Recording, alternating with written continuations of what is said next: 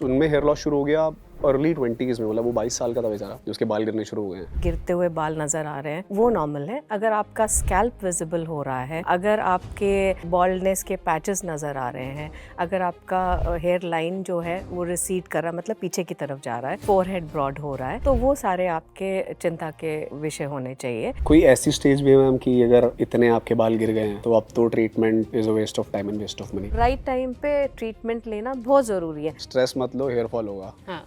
लेकिन जब hair fall होता है तो स्ट्रेस होता है तो आप किसको पहले रोको? तो आज अगर हम आपकी ये थोड़ी सी कंफ्यूजन दूर करेंगे, पहले तो हम पता करेंगे व्हाट इज हेयर लॉस, होता क्यों है और इसका ट्रीटमेंट क्या है। हाय, दिस इज अमरीश और आज मेरे साथ हैं doctor Charu Sharma, who is the head of dermatology at Cure Skin. Doctor Charu का 17 साल का एक्सपीरियंस है यार, ऐसे हेयर लॉस के बहुत सारे केसेस हैंडल करने का। तो स्टार्ट करते हैं मैम। थैंक यू अमरीश, मुझे बुलाने के लिए। Welcome ma'am. मैम सो पहला बड़ा ही बेसिक क्वेश्चन, अगर मेरे बाल गिर रहे हैं तो हेयर फॉल है या हेयर लॉस है? डिपेंड करता है अमरीश कि वो हेयर फॉल है या हेयर लॉस है। हेयर फॉल नॉर्मल भी होता है।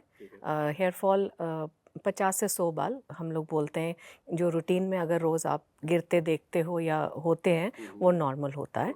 अगर वो आपके स्ट्रैंड बालों से रिलेटेड है, गिरते हुए बाल नज़र आ रहे हैं, वो नॉर्मल है। अगर आपका स्कैल्प विजिबल हो रहा है, अगर आपके बॉल्डनेस के पैचेस नज़र आ रहे हैं, अगर आपका हेयर लाइन जो है वो रिसीड कर रहा है, मतलब पीछे की तरफ जा रहा है, फोरहेड ब्रॉड हो रहा है, तो वो सारे आपके चिंता के विषय होने चाहिए। उसके लिए ट्रीटमेंट इम्पॉर्टेंट है। बट हेयर फॉल जो है ग्रेजुअल, आई मीन रूटीन में एक प्रोसेस है, और हेयर लॉस जो है ग्रेजुअल होता है। ये नहीं कि सडनली आप एक दिन उठोगे और आपको स्कैल्प खाली नज़र आएगा या थिनिंग नज़र आएगी, but over the period of time gradually आपको 2, 4, 6, 8 महीने में आपको लगेगा कि बहुत ज़्यादा मेरा हेयर फॉल हो रहा है। वो हेयर फॉल रुक नहीं रहा है, उसकी वजह से थिनिंग प्रोमिनेंट हो रही है, विजिबल स्कैल्प नज़र आ रहा है। मेरे बाल जो हैं पहले फोरहेड से काफ़ी मिलते थे, या फोरहेड बहुत छोटा था, मेरे बाल बहुत थिक थे, बट जितना ज़्यादा हेयर फॉल हो रहा है, मेरे बाल पीछे की तरफ जा रहे हैं, हेयर लाइन रिसीड हो रही है, तो all that factors show you that वो हेयर लॉस है, ना कि हेयर फॉल। सो इसलिए हो रहा है कि आपको जो हेयर फॉल हो रहा है वो हेयर अब रीग्रो नहीं कर रहा है, so then it's equal to hair loss. Hair loss normally क्या है कि हेयर का साइकिल जो है 3 स्टेजेस में होता है। नॉर्मली 2 साल से 8-10 साल का वो साइकिल होता है। उसमें आपका ग्रोइंग फेज होता है, आपका रेस्टिंग फेज होता है, एंड शेडिंग फेज होता है। तो नॉर्मली पहला फेज है, दैट्स योर ग्रोइंग फेज। 2 से 8 साल तक आपके स्कैल्प के बाल रहते हैं आपके सर पे, और उसके बाद में वो रेस्टिंग फेज पे चला जाता है, और रेस्टिंग के बाद में वो शेडिंग फेज पे चला जाता है। सो आपका जो शेडिंग फेज या रेस्टिंग फेज है, नॉर्मली लाइक 2 से 3 महीने का होता है। अगर आपका ग्रोइंग फेज जो लॉन्गेस्ट है वो कम हो जाए, और शेडिंग फेज जो है एक्सेसिव शेडिंग आपको होने लगे, जितने बाल गिर रहे हैं उतने ग्रो नहीं हो रहे हैं, अगर प्रोलॉन्ग हो जाता है तो वो आपको हेयर लॉस की तरफ लेके जाता है। नॉर्मल हेयर फॉल जितने गिरते हैं उतने ही आपके ग्रो भी हो जाते हैं। सो अपार्ट फ्रॉम मैम, आपने कुछ विजिबल चीज़ें बताई, आपका स्कैल्प दिख रहा है, फोरहेड ज़्यादा दिखने लग गया है, या आप the way you used to set your hair आपको लग रहा है वैसे नहीं है, that's one of the reasons to find out whether it's a hair fall और it's hair loss. Hair fall and hair loss अगर वो इनिशिएट हो रहा है, अगर नॉर्मल रूटीन में आप पहले कंघी करते थे और इतने बाल कंघी में नज़र नहीं आ रहे हैं, आप सोते हैं और तकिए में जब सुबह उठते हैं तो देखते हैं कितने बाल लगे हुए हैं, ऑल दीज आर इंडिकेटिंग कि आपका हेयर फॉल थोड़ा ज़्यादा हो रहा है। जैसे आप शैम्पू करते हैं, थोड़े बाल आपके झड़ते थे शैम्पू करते या कंडीशनिंग करते हाथ में, या आप वॉश आउट करते हुए देख रहे हैं, अगर वो आपके बाल ज़्यादा झड़ रहे हैं और कंटिन्यूसली झड़ रहे हैं, और आपको लग रहा है कि जितने झड़ रहे हैं मेरा उतना हेयर ग्रोथ नहीं हो रहा, और जितने मेरे सिर पे बाल थे वो थिनिंग विजिबल हो रही है। हेयर जो फॉल है वो हमेशा बालों के झड़ने या बाल स्ट्रैंड्स पे आपको नज़र आएगा। हेयर लॉस जो है आपका स्कैल्प एसोसिएटेड है, तो वो आपको स्कैल्प विजिबल नज़र आना शुरू हो जाएगा। मेन में तो नॉर्मली पार्टिंग जब आप करते हो, sometimes it might not be very visible, but parting की जो विड्थ है वो बढ़नी शुरू हो जाएगी। मेजरली मेन में जो आपका रिसीडिंग हेयर हेयर लाइन है वो प्रोमिनेंट हो जाता है। जहाँ से आप पहले कंघी करते थे या फेस वॉश करते थे, फोरहेड छोटा होता था, वो बढ़ता बढ़ता थोड़ा बड़ा नज़र आना शुरू हो जाएगा। प्लस आपके ये जो कॉर्नर के बाल हैं ये पीछे की तरफ मोर गैप विजिबल आपको होना शुरू हो जाएंगे। प्लस लाइक जब आप इन बिटवीन बालों के स्कैल्प पे गैप नज़र आना शुरू हो जाएगा। जब वो है तो दैट इज़ वो कंसर्न का कंडीशन आपकी है। आपको उसके लिए लाइक वेट नहीं करना है। आपको डेफिनेटली लाइक आप कंसर्न होना चाहिए कि मुझे अब इसके लिए क्या करना और यही है मैम जिसको मेल पैटर्न बॉल्डनेस बोलते हैं। है। Male pattern baldness is like receding hair line हो गया, scalp visible, thinning of scalp, आपके जो हेयर टेक्सचर है पहले थिक होते थे वो थिन होने शुरू हो गए, प्लस लाइक पैचेस विजिबल होने। I mean this is again मैं यही बोलूँगी कि ये ग्रेजुअल प्रोसेस है। आपको 2 महीने 3 महीने में नहीं नज़र आएगा, बट जहाँ आपका हेयर फॉल विग्रस हो रहा है, एक्सेसिव हो रहा है, आपने केयर नहीं किया है, तो वो आपको उस तरफ लीड कर रहा है कि it will end up in male pattern baldness. तो ऐसे में ये पता चल जाएगा कि हेयर फॉल है या हेयर लॉस है। एक मेरे को बड़ी अनफेयर चीज़ लगती है कि लड़कों को ही क्यों इतना ज़्यादा इन कंपैरिजन टू फीमेल्स, मतलब फील सी। जनरली हेयर लॉस या हेयर फॉल औरतों में या आदमियों में दोनों में है। आदमियों में ज़्यादा कॉमन इसलिए है, एंड्रोजेनिक एलोपेशिया भी हम उसे कहते हैं, वो एसोसिएटेड मेन हार्मोन टेस्टोस्टेरॉन्स के साथ है।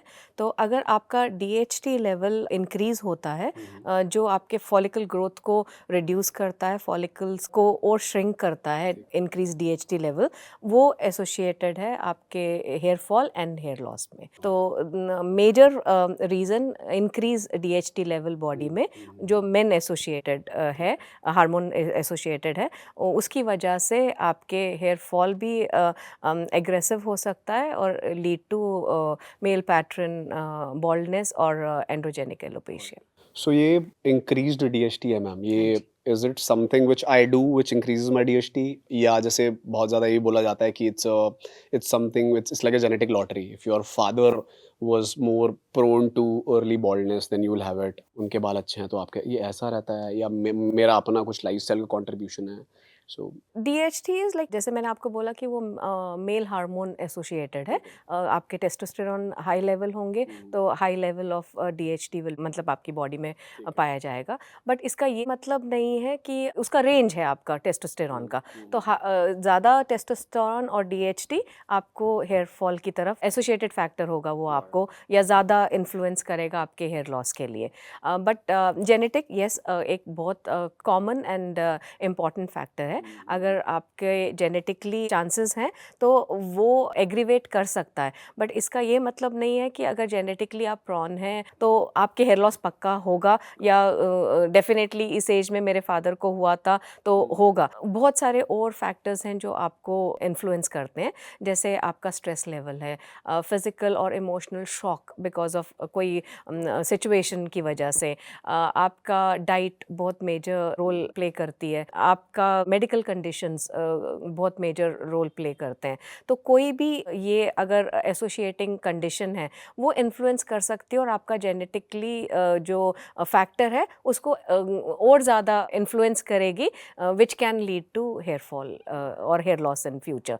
बट आप उतना ही उसको अगर केयर करते हैं तो आप मेंटेन भी कर सकते हैं। एजिंग जिस तरह फेस के लिए या स्किन के लिए एजिंग हम स्टॉप नहीं करते हैं, हम लोग कंट्रोल कर सकते हैं या डिले कर सकते हैं। सेम वे अगर हेयर फॉल है आपका तो उसको भी हम कंट्रोल कर सकते हैं और डिले कर सकते हैं। ज़रूरी नहीं, if my father had it at a certain age I too would have it, मतलब I can maybe delay कर सकता हूँ या मैं स्लो कर सकता हूँ, बट मैंने फ्लिप साइड भी देखी है मैम, एंड आजकल आई थिंक और ज़्यादा प्रेवलेंट है।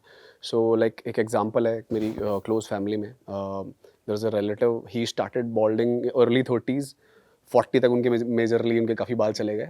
हिज सन स्टार्टेड मतलब उनमें हेयर लॉस शुरू हो गया अर्ली 20s में, मतलब वो 22 साल का था बेचारा जो उसके बाल गिरने शुरू हो गए हैं। तो ये आजकल बहुत प्रेवलेंट हो गया है और ज़्यादा अर्लियर एज पे चीज़ें हो रही हैं। तो again is it something to do with the current lifestyle? This is one common complain मुझे भी डे टू डे पेशेंट्स के थ्रू मिलती है। क्योर स्किन हमारे ऐप पे बहुत सारे कॉमन कमेंट्स आते हैं, यूट्यूब पे कमेंट्स आते हैं। राइटली सेड कि आज की जनरेशन में हेयर लॉस या हेयर फॉल बहुत प्रोमिनेंट है, बट उसके रीजंस भी हैं। जब हमारे पेरेंट्स या ग्रैंड पेरेंट्स के टाइम पे इतना ज़्यादा पोल्यूशन नहीं था, इतना ज़्यादा स्ट्रेस लेवल नहीं था, हमसे ज़्यादा खुश थे वो, इतना स्ट्रेस प्रोफेशनली या पर्सनल लाइफ में नहीं था। स्ट्रेस हो गया, आपके डेस्क जॉब्स बहुत कॉमन है, मॉर्निंग से इवनिंग तक आप बैठे हो ना, आप एक्सटर्नल एनवायरनमेंट में हो, अगर बाहर भी हो तो पोल्यूशन इतना ज़्यादा है कि वो आपके बालों को भी इफ़ेक्ट करता है, हेल्थ को भी इफ़ेक्ट करता है। सिमिलरली लाइक अगर आप काम में हो बिज़ी, तो आपको न्यूट्रिशनल डाइट खुद प्रिपेयर करने का या करवाने का टाइम नहीं मिलता है, तो आप एंड अप हो जाते हो कि कुछ भी फास्ट फूड पिक कर लो, जो normally it's like high fat, high sodium, ये सब चीज़ें इन्फ्लुएंस करती हैं आपकी हेयर और स्किन और ओवरऑल वेलनेस के लिए भी। सिर्फ जैसे हम लोग कहते हैं कि जेनेटिकली आप प्रॉन हो, आपके हाइपरटेंशन हो सकती है, हार्ट प्रॉब्लम्स हो सकती हैं बिकॉज फादर ग्रैंडफादर को हेयर लॉस और hair fall is similar, but उसका ये मतलब नहीं है कि हर इंसान को हार्ट अटैक होगा या हर इंसान को कोई हेल्थ इशू होगा बिकॉज ग्रैंडफादर। अगर आप हेल्थ अच्छी मेंटेन कर सकते हो, आप अपना केयर करते हो, अगर आपको सिम्टम्स नज़र आ रहे हैं, इग्नोर मत करो। हर चीज़ के लिए अगर हम एक्सपर्ट ढूंढते हैं तो राइट एक्सपर्ट बालों के लिए आपका डर्मेटोलॉजिस्ट है। ऐसे ही कुछ भी पिक मत करो, ऐसे ही जो आपको टीवी में नज़र आ रहा है या आपकी फ्रेंड यूज़ कर रहे हैं या आपके फैमिली वाले यूज़ कर रहे हैं, हर इंसान इंडिविजुअल है, हर इंसान की रिक्वायरमेंट डिफरेंट है। घर में अगर 3 लोग हैं और सेम स्ट्रेस है तो लेवल भी डिफरेंट है। मेरा capacity of taking care of my self might be different, मुझे छोटी से छोटी चीज़ स्ट्रेसफुल कर सकती है, आपको बड़ी से बड़ा स्ट्रेस इजीली मैनेज कर सकते हो। तो वो सब फैक्टर्स इंडिविजुअल पे जाते हैं और वो इफ़ेक्ट कैसे उस इंडिविजुअल को करता है वो बहुत इंपॉर्टेंट है, और उसके लिए right time, right expert and right medication help करेगी आपको ये सारे फैक्टर्स कंट्रोल में रखने के लिए, और उसका duration of good health, good hair, good skin आप इम्प्रोवाइज कर सकते हो ये सब फॉलो करके। हाँ, ये बहुत ही एक चिकन एंड एग प्रॉब्लम की तरह ना मैम, तो बोलते हैं कि स्ट्रेस मत लो, हेयर फॉल होगा। हाँ। लेकिन जब हेयर फॉल होता है तो स्ट्रेस होता है तो आप किसको पहले रोको? आई थिंक आपने राइटली जब आपने इंट्रोड्यूस किया था कि फिज़िकल अपीयरेंस बहुत मैटर करती है and hair play a very important role. Healthy hair makes you look, it's not सिर्फ यंग लुक के लिए नहीं है, बट वो कॉन्फिडेंस लेवल आपका बिल्डअप करती है, और अच्छे बाल अच्छी सेहत की भी निशानी है। तो अच्छा आप खाओगे, अच्छा आप सोचोगे, अच्छा आप रहोगे, तो आप के स्किन पे और हेयर पे भी वो रिफ्लेक्ट करेगा। I think good hair day and a bad hair day में आपका ऐसा पर्सनैलिटी चेंज हो जाती है। Personality not just how you are looking but how you are feeling, the confidence. yes. अच्छा मैम, एक और चीज़, जैसे मान लीजिए मैंने ट्रीटमेंट स्टार्ट किया तो अप्रॉक्सीमेटली कितने टाइम में मुझे रिजल्ट दिखना शुरू होगा? ए दूसरा, ट्रीटमेंट का कुछ ड्यूरेशन है कि मैंने इतना टाइम कर लिया तो now I can stop the treatment, या कैसा रहता है? पहले सबसे बड़ा इम्पॉर्टेंट फैक्टर डिसाइड करता है ट्रीटमेंट का ड्यूरेशन, उसकी आपकी स्कैल्प कंडीशन या हेयर फॉल या हेयर लॉस कंडीशन। अगर आपका mild to moderate hair fall है, क्या रीजंस हैं उस हेयर फॉल को, कोई अंडरलाइंग मेडिकल कंडीशन है या कोई फैक्टर है या कोई ट्रॉमा है या स्ट्रेस है, उसको भी साइमल्टेनियसली करेक्ट करना बहुत ज़रूरी है। मेडिकल ट्रीटमेंट आपको इफ़ेक्ट दिखाएगा, बट अगर अंडरलाइंग मेडिकल कंडीशन करेक्ट नहीं हो रही है साथ साथ, तो वो इफ़ेक्ट प्रोलॉन्ग भी हो सकता है या फिर से रिपीट भी हो सकता है। तो नॉर्मली अगर mild to moderate hair fall है तो 3 से 6 महीने का ट्रीटमेंट रिजल्ट्स भी दिखाएगा और हेयर फॉल को भी कंट्रोल करेगा एंड नई हेयर ग्रोथ को भी प्रमोट करेगा। बट अगर हेयर लॉस हो रहा है and thinning of hair visible है या रिसीडिंग हेयर लाइन है, तो ट्रीटमेंट थोड़ा सा लंबा जा सकता है। ट्रीटमेंट के कॉम्बिनेशंस भी वेरी करते हैं डिपेंडिंग ऑन आपका अभी स्कैल्प कंडीशन क्या है, और mild to moderate to severe सब डिसाइड करता है कि आपका कैसा ट्रीटमेंट प्लान होगा या कस्टमाइज होगा। ये सब फैक्टर्स इन्फ्लुएंस करते हैं ट्रीटमेंट प्लानिंग में भी, but minimum 3 months and maximum 9 to 12 months is the time period where आपका हेयर फॉल कंट्रोल होता है, नई हेयर ग्रोथ विजिबल होती है एंड सेटिस्फैक्ट्री रिजल्ट्स नज़र आते हैं। मिरेकल नहीं है, 4 हफ्ते 6 हफ्ते में कंट्रोल नहीं होगा।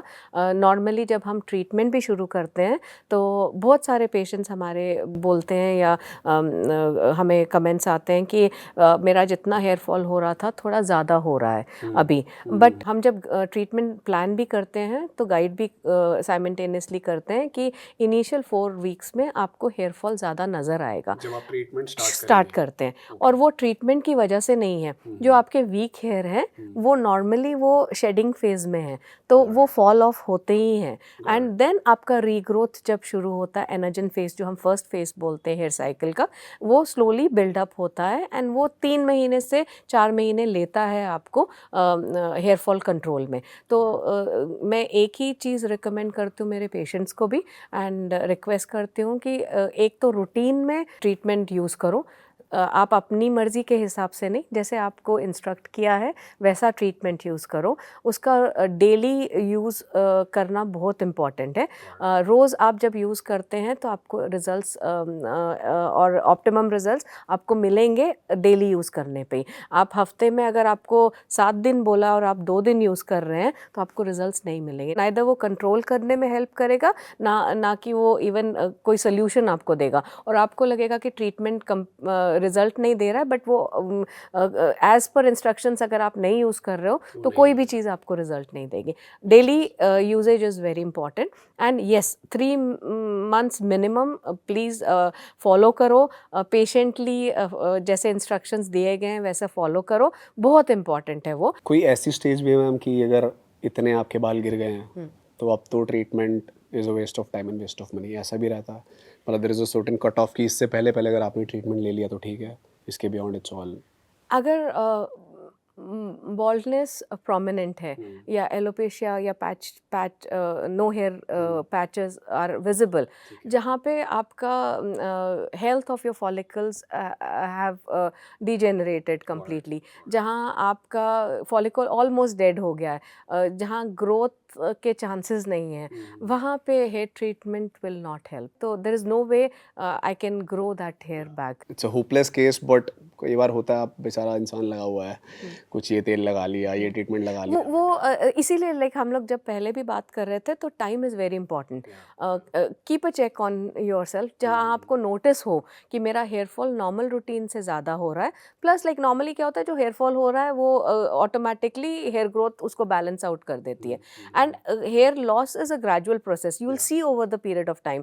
आपको नज़र आएगा कि मेरा स्कैल्प नज़र आ रहा है, थिनिंग मीन्स लाइक आपका टेक्सचर जो हेयर का है वो थिन होता जा रहा है, वॉल्यूम आपका रिड्यूस हो गया, हेयर लाइन आपकी रिसीड हो रही है। कहीं कहीं पे मे बी लाइक ये सेंटर एरिया जो आपका है हॉस्पिटल एरिया, वहाँ आपको पैच नज़र आना शुरू हो गया है। तो that becomes more broader and broader. आपके टेम्पल एरियाज़ में बाल कम होने शुरू हो गए हैं, और आपका रिसीड होता है तो लाइक टेम्पल वर्टेक्स या जो टॉप मोस्ट आपका स्कैल्प एरिया है उसके साथ मर्ज होना नज़र आता है। Otherwise like temple separate and आपका वर्टेक्स या टॉप स्कैल्प विजिबल नहीं होता है। But slowly when you see the hair fall happening you will start seeing these changes. जब आपको नज़र आ रहा है कि ये इश्यूज हो रहे हैं तो राइट टाइम पे ट्रीटमेंट लेना बहुत ज़रूरी है। वो उसको कंट्रोल भी कर लेगा और प्रिवेंट भी करेगा, प्लस नई हेयर ग्रोथ में हेल्प करेगा। इट विल नॉट अलाउ आपके फॉलिकल्स को पूरा मर जाने के लिए नहीं वेट करेगा, बट जब जान है तो then regrowth is also possible. Regeneration is very,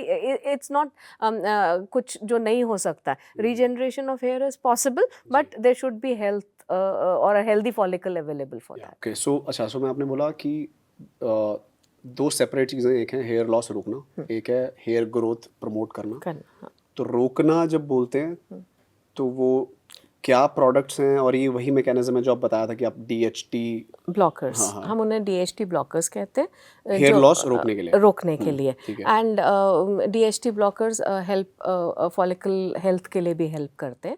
then there are hair growth promoters like minoxidil हो गया, many other serum combinations are there and different strengths of minoxidil important है। 2%, 5%, 10% डिपेंडिंग ऑन आपका क्या severity है, उसके basis पे we plan कि आपको कितनी ज़रूरत है। आपको 2% की ज़रूरत है, कितने टाइम के लिए ज़रूरत है, कितना डोजेज चाहिए वो ज़रूरत है, किस एरिया पे स्पेसिफिकली आपको वर्क करना है वो ज़रूरी है। All these things matter when we customize your treatment. So ये मिनॉक्सिडिल आपने आपने बताया हेयर ग्रोथ के लिए, और DHT blockers ब्लॉकर्स, to तो वो कुछ I mean they control your hair fall and they help with reducing the effect of DHT या testosterone on सर्टेन प्रोडक्ट है मैम उसका कुछ?